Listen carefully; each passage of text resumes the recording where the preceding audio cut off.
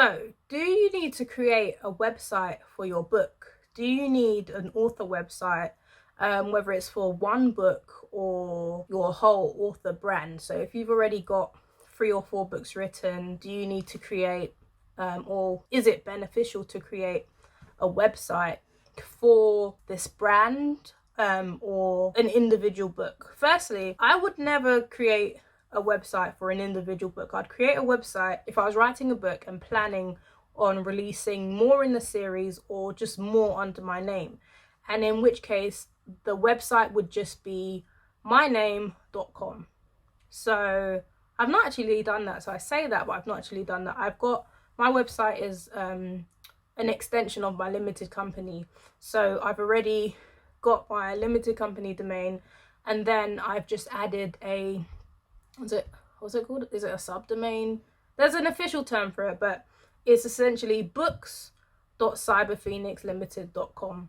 And then on that website, it's just got all my books on there, because, well, down the line, I plan on just making a publishing house. So I've already set it up to be that way, rather than just having it as my name and books under me, because there's a lot more that I plan to do under that. So in any case, if you are planning on making more books than just the one that you've got, I would absolutely register my name, my author name.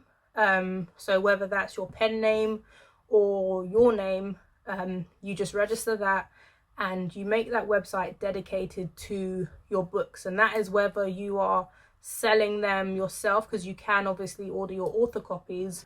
This is strictly speaking for Amazon KDP. You can order author copies at a fraction of the price, pretty much just what it costs to print them, and shipping, of course, and then you can sell them on your website. Now, for some people, that might not be a great idea, because then you have to have stock and you have to deal with postage and packaging yourself, whereas Amazon does that all for you. You just put it up there and they will take care of the rest.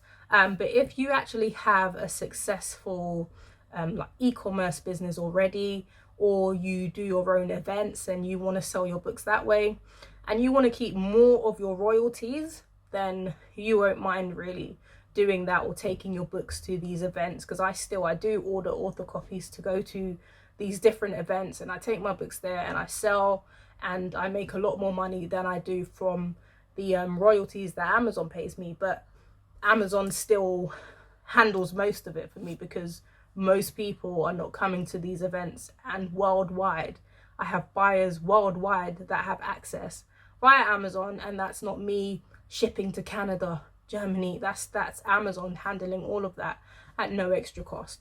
So you might ask why you would need an author website in the first place, if it makes more sense to just let Amazon handle the postage and the shipping and all of that stuff. Well, a website is not just used to sell your physical books, but it can be a great tool for marketing.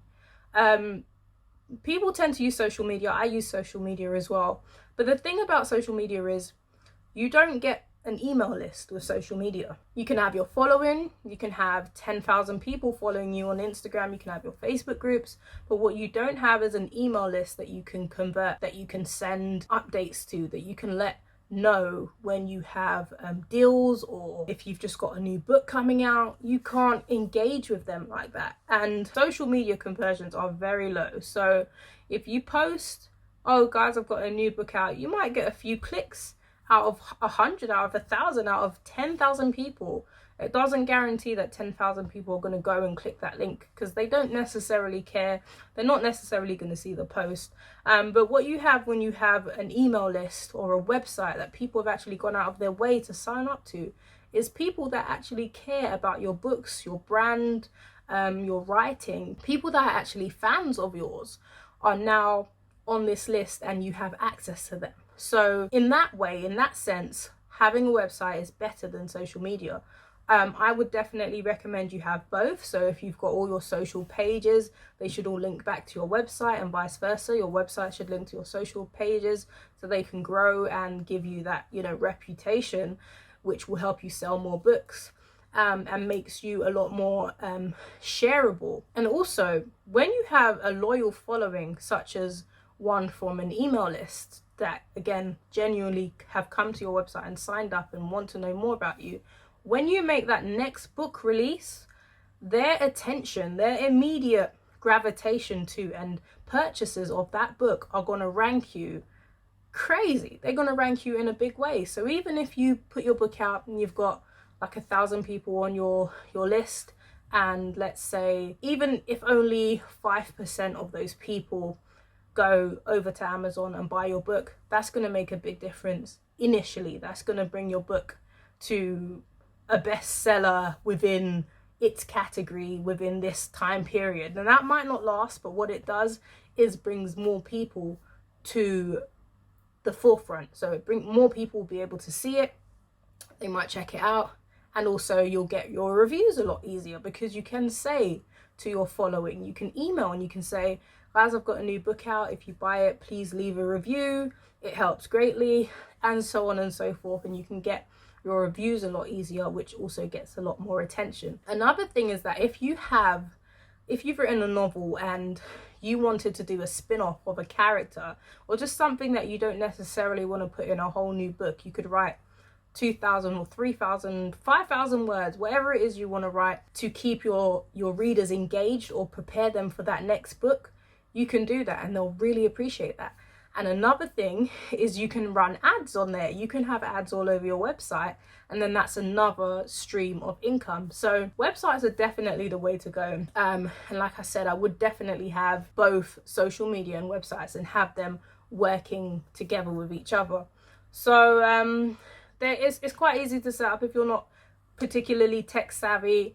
WordPress is the way to go. You can use something. I use Bluehost and I use InMotion. Those are the two hosts that I use. I'll put links in the description for both of them. They're both quite cheap on a shared what's it called, shared hosting, I don't know, shared hosting, which is just the most basic package. You won't need a lot of space, you won't need a lot of bandwidth, but they do tend to be unlimited with space and whatnot. And they also have Softaculous, which allows you to just install WordPress, click and find a decent theme and then get going. So they are quite simple to put together, but if you don't, there's always Fiverr. You're gonna hear me talk about Fiverr a lot on this channel. There's always Fiverr, which is a website you can use to hire a web designer, or just buy a cheap website package to hire someone to do your book cover, someone to format, to proofread, to edit, you can do anything on Fiverr. So again, if you're not tech savvy, there is always somebody that can do the job for you for a decent price. Very competitive out there right now, so take advantage of that. But yeah, you'd essentially just get someone to make the site, have all the information ready. So have your what you want on the homepage, your about page, so your author bio, everything you want to say about you. Also gives them a chance to get to know you more as a person, as an individual, not just the author of the book. What inspires you, why you write what you write, and so on and so forth. And of course, you can link that back to your Amazon page with your affiliate. So you sign up to Amazon Associates, which is another thing. I know I'm going a bit fast, but you sign up to Amazon Associates, which is Amazon's own affiliate program. And that allows you to get your individual personalized links to your own books. And then if somebody buys it through your site, as well as getting your royalties, you get a commission on the purchase. So you just get a little bit more. It's not crazy money, but it's a little bit more. And it's money that you wouldn't have got if you had just sent them with the normal link to Amazon. So that's another thing. So you can link back to your own books with your Amazon affiliate URLs. You can link over to your author page, which will have all your other books. So if you've not set up an author page, you definitely should. You'd have a page dedicated to just your books, and again, you can go into more depth. You can actually show more images of your books. You can show, if you've made a children's book, you can show more pictures inside. You can show people holding your book. You can just really take that opportunity to sell your product, and to show people just a different side and things that they won't see on social media or on Amazon. So Yeah, book page, mailing list, of course. You'll have that on the homepage. You'll have sign up for my newsletter pretty much on every page, maybe in the footer, maybe in the sidebar. And then you'll have a blog page, which is something that is underutilized for most people. Blog. And again, I said you can use your blog to tell side stories of some of your characters. You can really take the opportunity to build that out, not just to talk about your next project, but to really show your creative side, and all your different side little pieces, your different pieces of writing.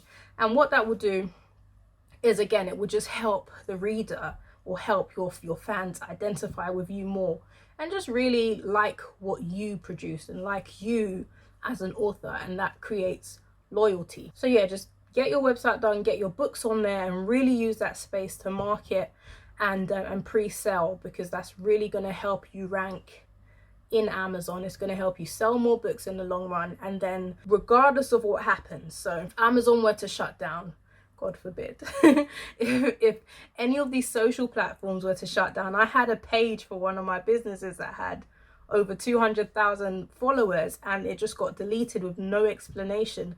And granted, I had about 9,000 of those on a mailing list, but 9,000 in comparison to 200, that was awful. And I wished that I had promoted the mailing list a lot more, rather than just let it organically just wait and sit back. But if Instagram shuts down, or people just stop using it, like all social media platforms go through, the death of MySpace and High Five and all the other ones before that, if it goes through that death, you're safe, because your people are on your website. That's your platform, and nobody can then say you've violated anything, or we're going to delete your profile, we're going to stop sending traffic to you. So yeah, so it really protects you. It secures your marketing efforts in the future, and it protects you from any social downturn. So I'll just put it that way. But that's it, guys. I hope this video was useful. www.selfpublishedwhiz.com for more information. This particular topic, I have a whole post on it, a whole instruction guide for setting your website up. 5 are all the links. Everything that I've mentioned in this video is in that post and more. So www.selfpublishedwhiz.com. Peace.